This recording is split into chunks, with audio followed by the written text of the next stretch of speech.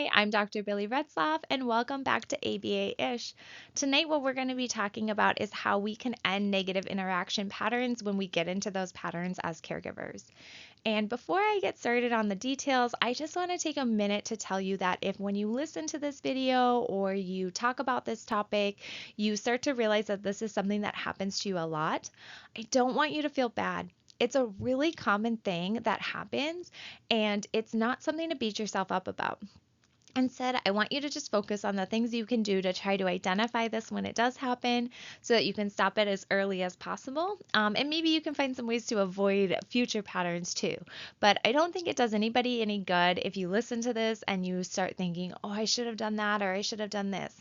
Instead, we should really be focused on now that I know this information, how can I move forward and use this in my everyday life with my kids?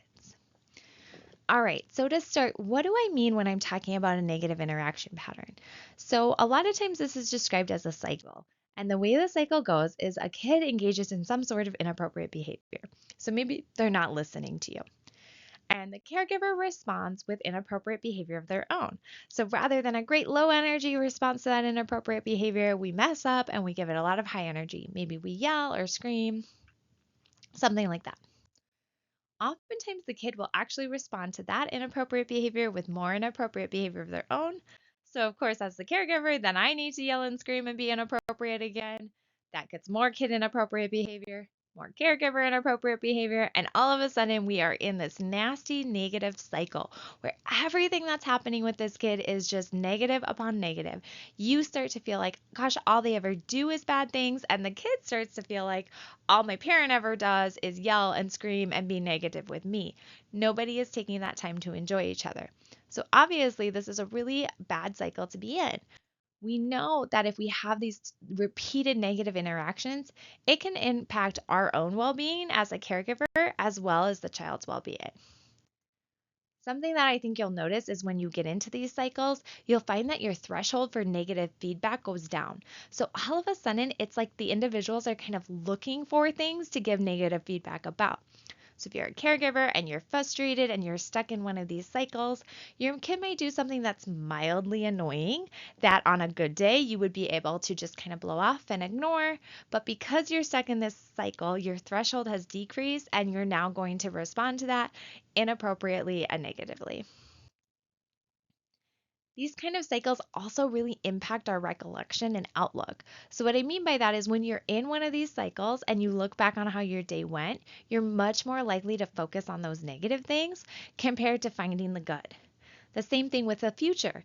When you think about some sort of activity or experience you're about to have, you're much more likely to start thinking about the things that could go wrong or the negative behaviors the negative behaviors your kid could have instead of focusing on, excitement or looking forward to that event.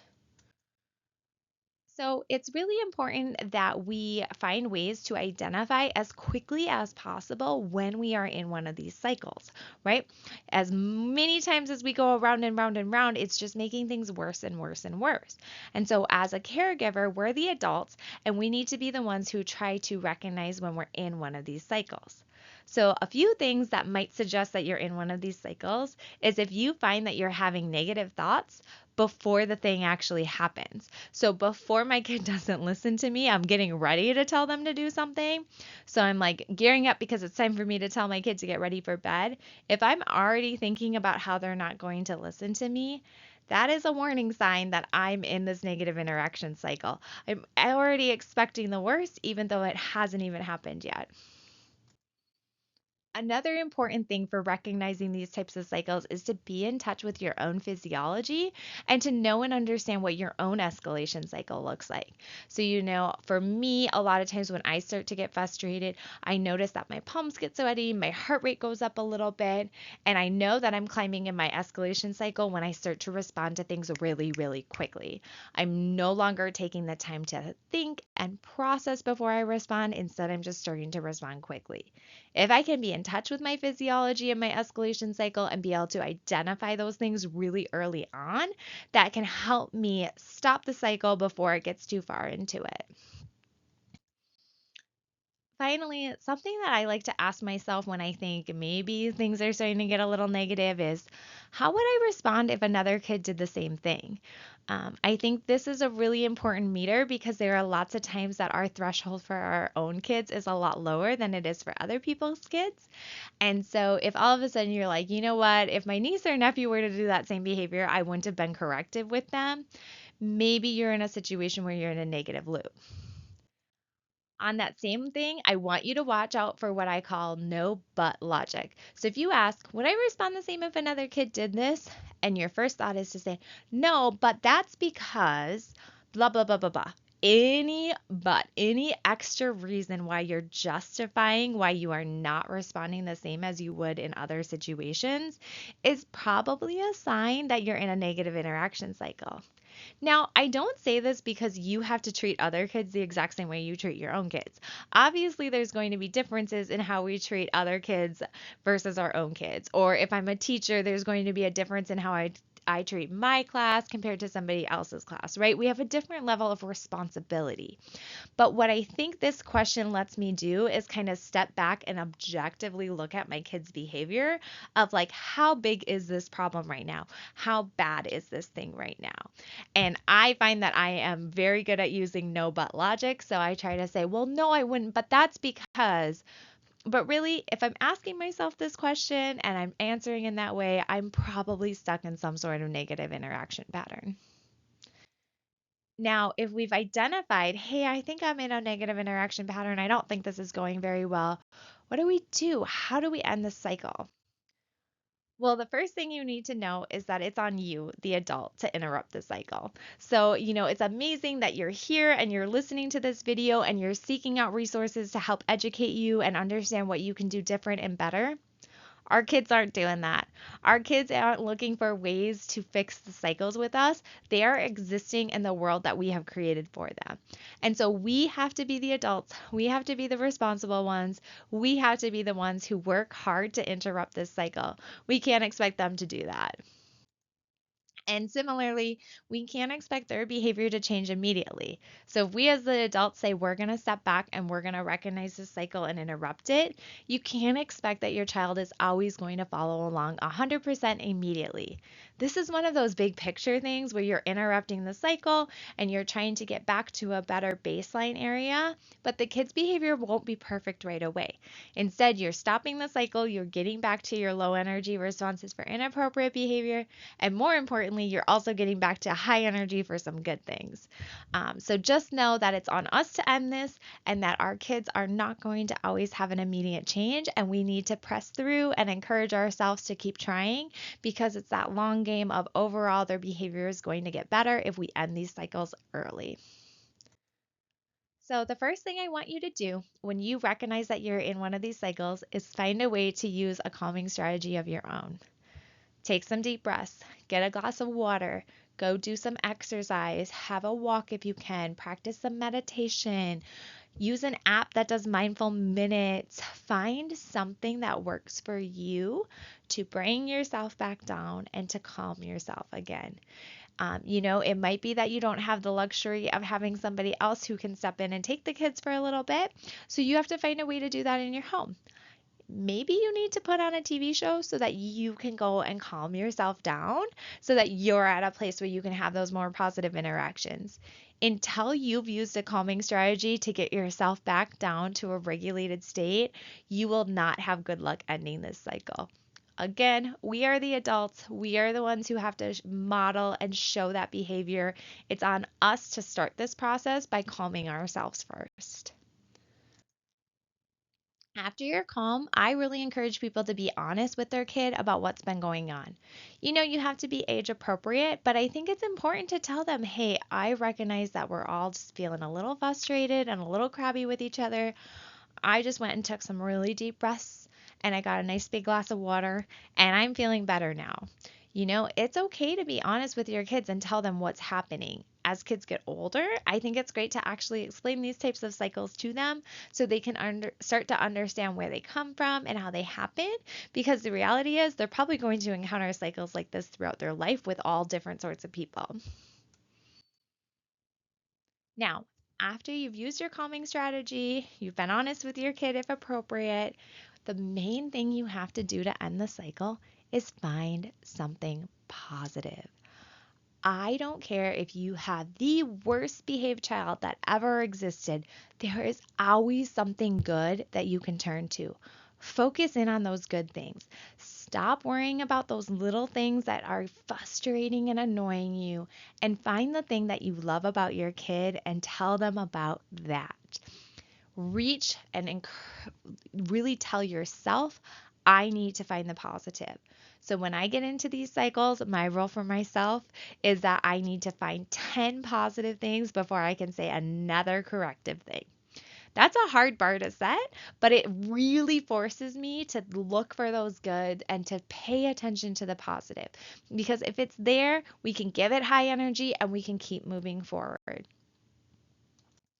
Now, something else that we need to talk about is that we talked about these cycles as kind of like these small scale things of like in a moment, but there are also these large scale negative interaction cycles that happen.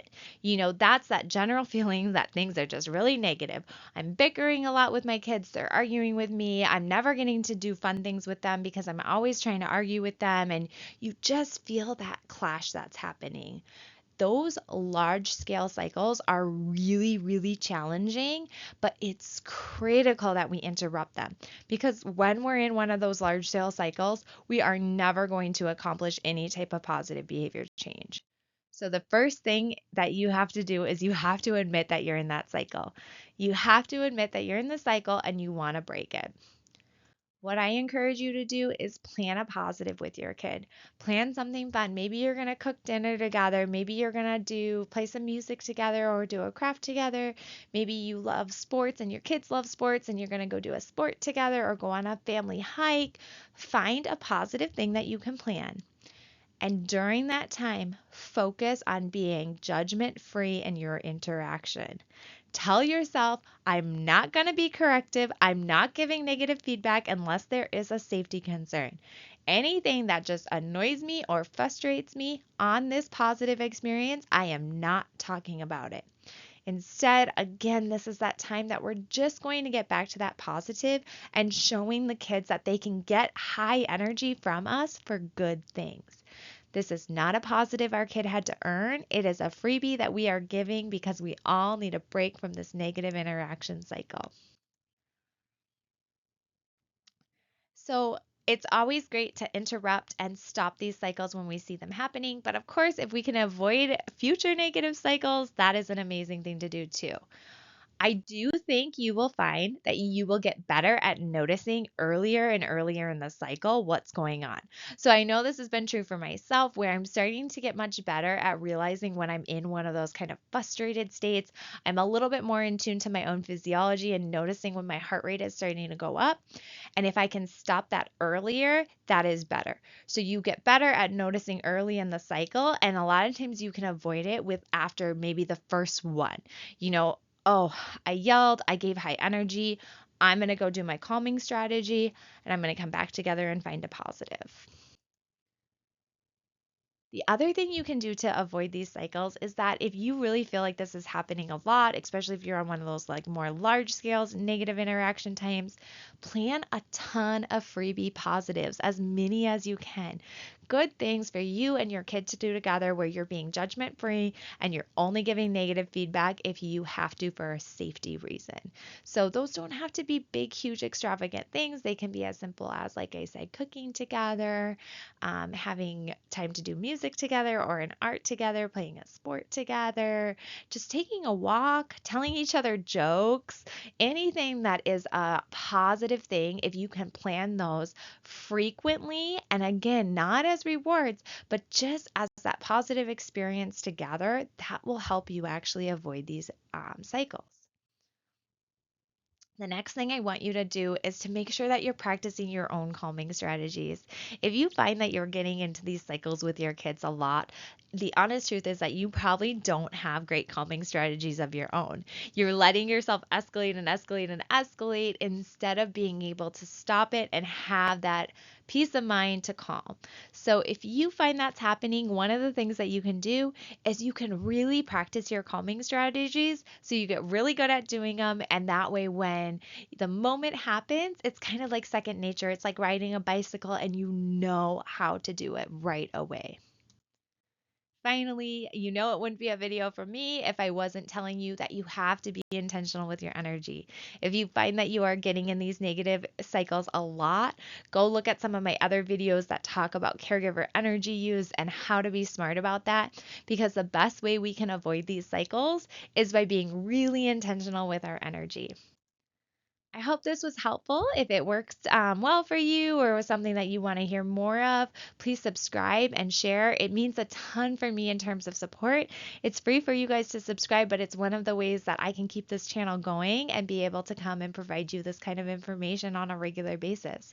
So I hope everybody has a great week, and please submit a listener question if you have one so that I can go ahead and make some more response videos. Bye.